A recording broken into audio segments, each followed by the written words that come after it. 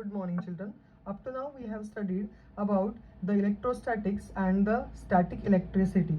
In this chapter, current electricity, we will study about the physics of charges, that is in motion, or we can say that the dynamics of the charges. Now, the current term explains that there is some kind of motion. So, the motion of electric charges constitute the electric current. And we know that the study of electric charges in motion is called as a current electricity. When two bodies are charged to different potentials and connected together by means of conducting wire, then the charges start to flow from one body to the another body. The charges continue to flow till the potentials of the two bodies become equal. Therefore, the flow of electric charges through a conductor constitute an electric current. We can say that flow of electric charges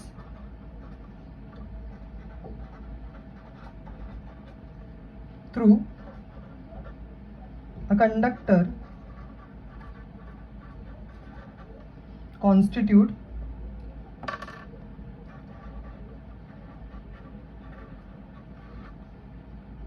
an electric current.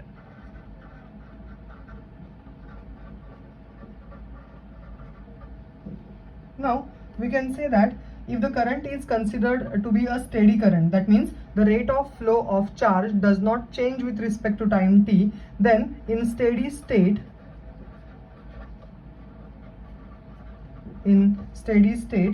I can define that I is equal to Q upon T. Q is the total charge divided by time T.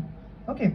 Now, lightning is also the example of the flow of electric charge between the two clouds or from a cloud to the earth. And that is the example of a transient current. Now, what is transient current? It is a current for a short duration. But the charges flow in a steady manner in the devices like cell-driven clock, transistor radios, hearing aids, and torch. Okay. Now we have the SI unit of current. We have studied this in 10th standard. SI unit of current is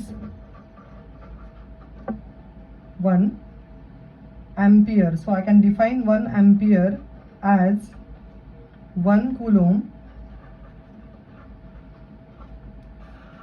charge flowing in 1 second. So thus this unit ampere is having milliampere, microampere, this type of various different shorter units also or smaller units also. Okay, now if I understand the magnitude of the current, how much can be the magnitude of current in our day-to-day life, then we can say that the current in the domestic appliance is nearly 1 ampere. Current carried by lightning is 10 raised to 4 ampere. So it is a large amount of flow of current. Okay. And current in our nerves is in terms of 1 microampere. So various different types of the currents are moving in a different appliances as well as in our nerve. Now we can have the direction of the electric current is generally considered by using the conventional method. So conventional method or conventional current is nothing but it is due to the motion of the positive charges. Okay, so by convention the direction of motion of positive charge is considered as the direction of electric current, and the negative charge moving in one direction is equal to an equal positive charges moving in the opposite direction.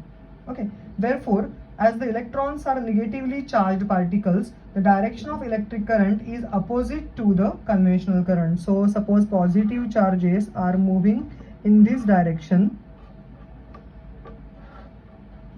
then this is the direction of the conventional current I. Okay, at the same time the electrons are actually moving in the opposite direction, because the electrons will try to move towards the high potential. So therefore this direction is considered as the direction of electron current, or I can say that it is a electronic current.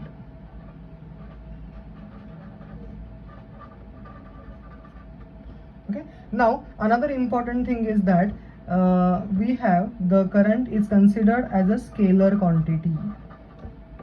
Current is considered as a scalar quantity. Why it is considered as a scalar quantity?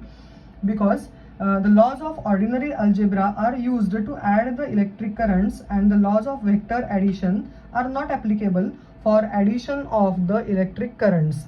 For example, suppose we have, this is the A to O, the current is flowing in magnitude is 3A, and the current flowing in this direction B to O is 4 ampere. Then from O to C, if I want to find out the total current, how much it is moving, then it is obviously a 7 ampere. So it is simply 3 ampere coming towards the point O, 4 ampere coming towards the point O, and the same amount of current is going to move away from that particular point O, because we have here applied the conservation of charges principle, and therefore current is a scalar quantity. I is a scalar quantity. Now we have to understand here the various different types of the carriers, or we can say that they are the carriers of current. Okay, now in solids, if I write down, generally in conductors, so solids are, we know that solids are conductors, insulators, and the semiconductors also. So in conductors, the electrons are charge carriers, or free electrons in a lattice structure are important for the charge current carriers. In the same way, suppose I go for the semiconductors, this we will study in further our studies in one chapter, that is the semiconductor devices. So in semiconductors, there are electrons as well as holes are charge carrier. Electrons and holes, which are considered as a positive charge carrier. Okay, so they are the charge carrier in terms of the semiconductor. This we will study later on. Okay, now the next one in liquids. You have studied in chemistry also, in liquids or in electrolytic liquids especially, the charge carriers are called as a positively or negatively charged ions. So positive ions and negative ions are the charge carriers. Okay, now in gases,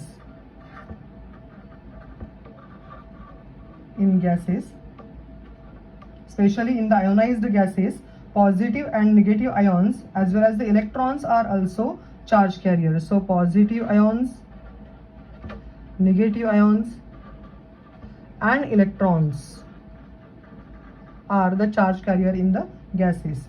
Now these are various different charge carriers in a different mediums. Now we are going to understand how the mechanism of current is studied in a conductor. Okay, and in this term we are going to understand about the concept of a drift velocity as well as the relaxation time.